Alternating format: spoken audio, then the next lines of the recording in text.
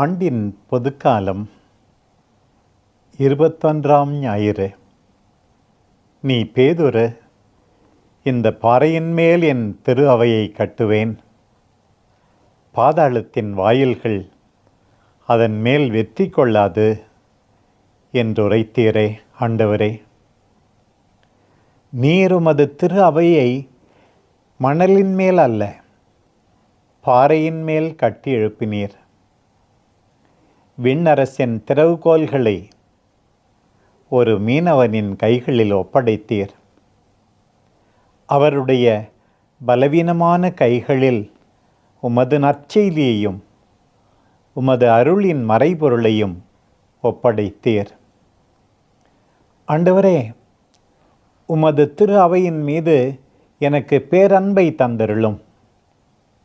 ஏனெனில் இந்த திரு அவை வழியாகவே நான் உம்மால் அன்பு செய்யப்படுவதாகவும் ரட்சிக்கப்படுவதாகவும் உணர்கிறேன்.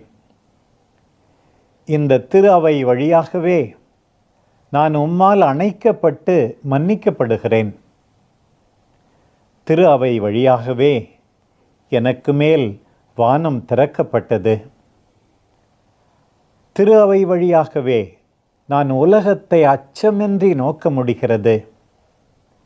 அதன் வழியாகவே வாழ்வின் அல்லேலூயாவை பாடவும் ஒவ்வொரு நாளும் என்னை பார்த்து சிரிக்கவும் முடிகிறது.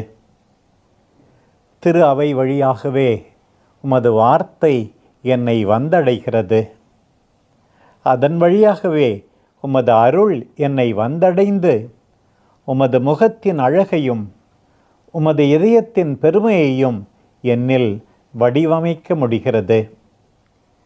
திரு அவை வழியாகவே நான் எங்கும் இருந்தாலும் என் இல்லத்தில் இருப்பது போல் உணர்கிறேன். அதன் வழியாகவே ஒவ்வொரு மனிதனும் என் சகோதர சகோதரியாகின்றார்கள். ஆண்டவரே, உலகின் முரண்பாடுகளுக்கு மத்தியில் நீர் நிறுவியுள்ள உமது மற்றும் எனது இந்த திரு அவையின் மீது எனக்கு உறுதியான அன்பை தாரும்.